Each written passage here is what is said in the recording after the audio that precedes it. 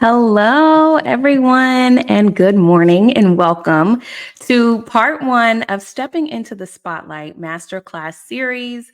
For those of you who do not yet know me, I'm Carlisha Williams Bradley. I am the founder and CEO of Amplify for Women.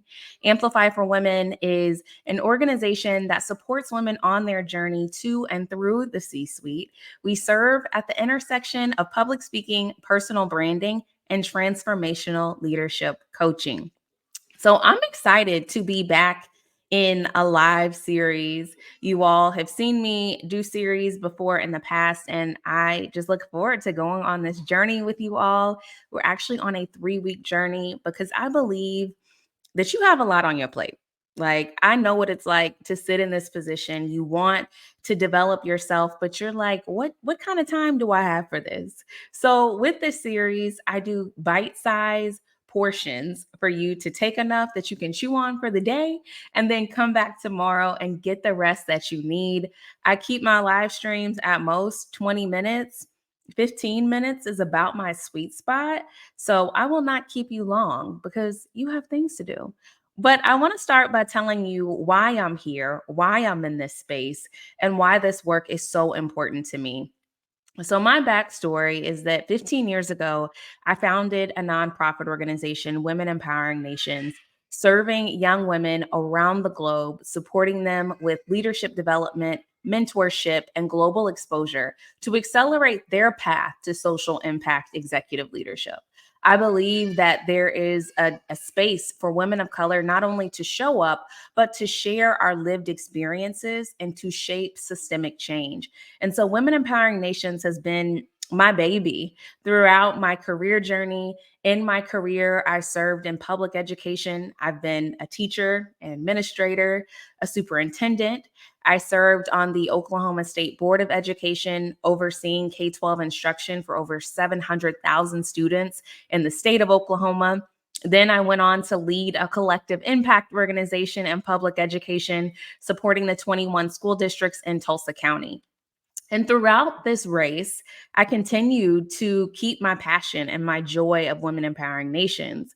But as I was growing that social impact work, I realized that as a professional leader in this space, while I'm mentoring and providing support to the next generation, I came across so many women who, we're running this race, we made it to the C-suite, but it's hard to find those supports that are really tailored to our lived experience and our identity. A lot of the curriculum, a lot of the roadmaps weren't made with me in mind.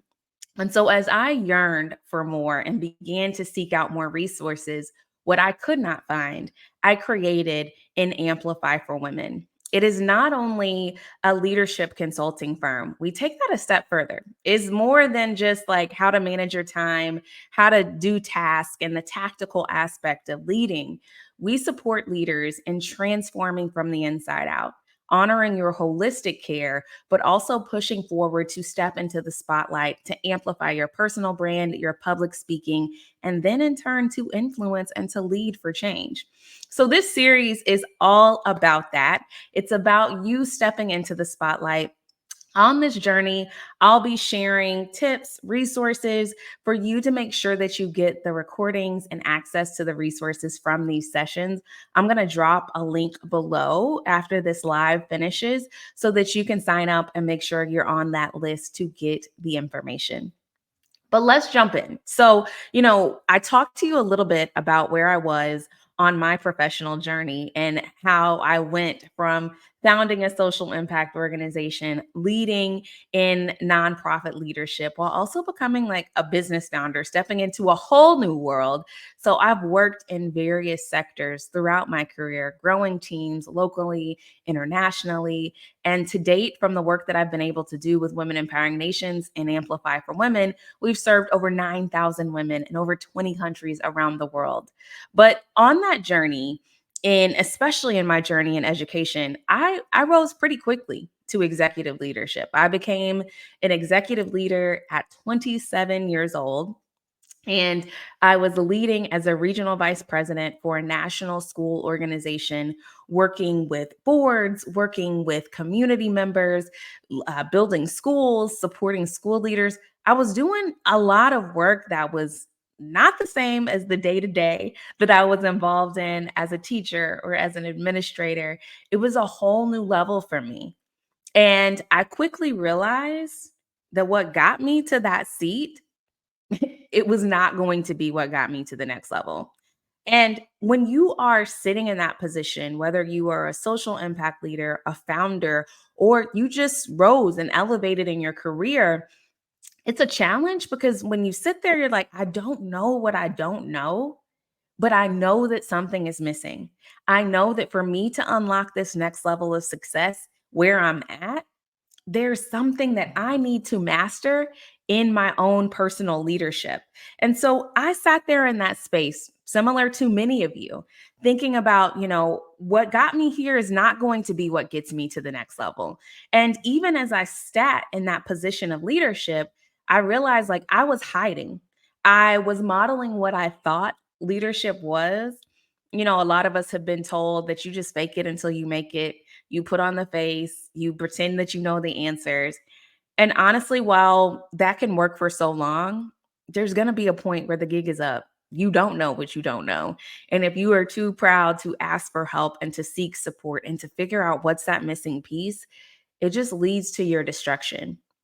But even as I was in that space of rising quickly to executive leadership, leading at another level, I also felt like there wasn't a place for my own story in that journey. I felt that when I'm speaking, it is about the organization. I'm telling you about the work and about the mission. And I want to tell you the stories of who we've impacted. But I rarely brought myself into the spotlight. And so when I did that, when I went through this rising quickly to executive leadership, finally realizing, what got me here is not going to get me there. I realized I didn't know what I didn't know. And I was hiding and I was modeling a form of leadership that was not authentic to me. My experiences of that was overwhelmed. Like a lot of you, you're joining this because you are overwhelmed. You are overworked. You're doing a lot of the same things over and over again, and it's not getting the same results for you now that you're leading at this level. The other part was I was attached to these strongholds of perfectionism. A lot of times, when we are leaders who have a big vision and have a dream, or you have the social impact organization and you have a heart to build legacy and to do good for community, there's this stronghold of, I've got to get it right. All of it relies on me. If I don't do it, no one's going to do it. That stronghold of the ways in which you have to show up, that you can't drop a ball, that you can't make mistakes, it confines you to showing up in an inauthentic form of yourself. It confines you to not allowing for those big ideas that you have to come to the surface. And so, it also leads you to this place. And for me, it was just frustration and stress. Like the same thing that I thought was going to bring me joy and that was so aligned to the life I wanted to live, I found myself almost in conflict with that.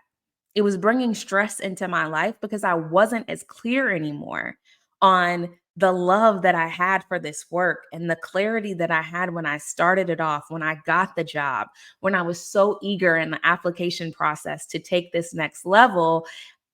I lost it somewhere because I'm sitting in this mess of, well, what does it take to win in this seat?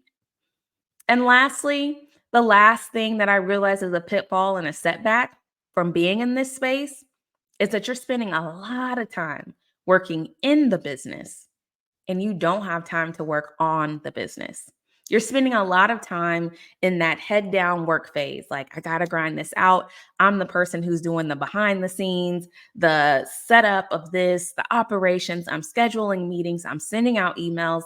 You're doing the day to day aspects that have to get done to run the organization, but you're not giving yourself that time to step up, to get on the balcony, and to look and to set vision and direction for the work. You're missing that space and you're constantly overworked and overwhelmed. So, like I mentioned to you, as we go through this series, I'm the type of teacher who loves to give you tangible takeaways. Like, I am not going to just sit here and talk to you and story tell. I want for you to master your mindset, to master your message, to be able to voice your value, and to be able to present with power as we go through this framework talking about how you step into the spotlight. Now, there were 3 questions that I had to answer of myself to move me from that place that I was in. So, yes, I was overworked, I was overwhelmed. I've got my head down. I don't know what I don't know. I'm thinking I have to have it all together. What moved me from that place is that I found my own North Star, my personal North Star, not my professional one. Because for us ambitious, busy, booked women, we know what we want out of our career, but I had to figure out what I wanted personally. The second thing that I found when I switched my mindset, when I moved over to answer these 3 questions that I'm going to give to you in just a second, I found clarity. I found a sense of peace in my journey and clarity to connect back to what I started doing it for. And lastly, I found the power of my story.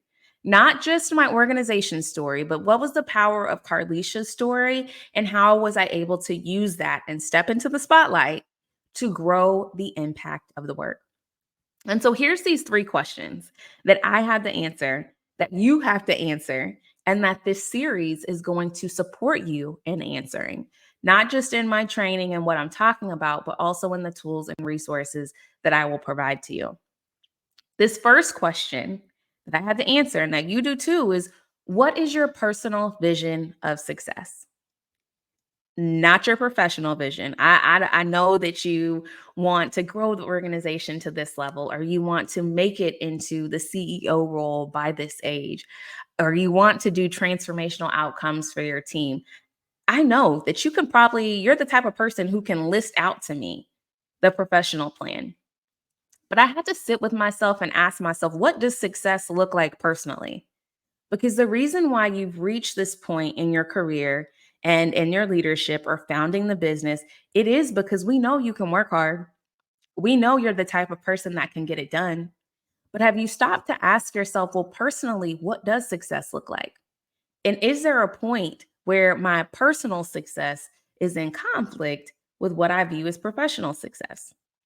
We are whole people, we are whole women. And when you are able to live your life in alignment with your personal and professional vision, that is where we're going to hit our sweet spot. And we'll spend some time talking about this. The second question that I had to answer is, what are my core values? Like, if I'm trying to measure my personal vision of success, I have to measure that with something.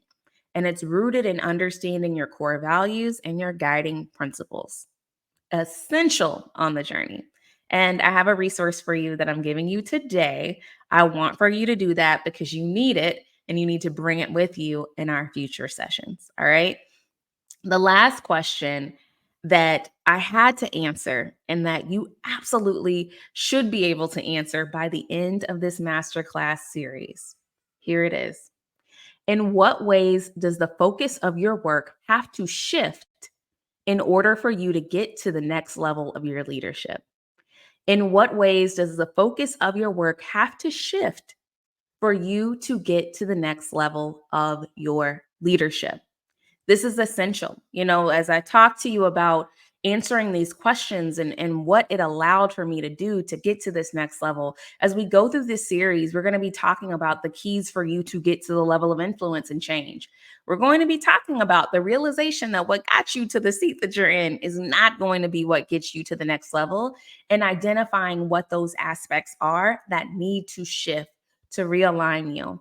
But we're also going to be diving into how to leverage communication to accelerate your career journey and to accelerate your results.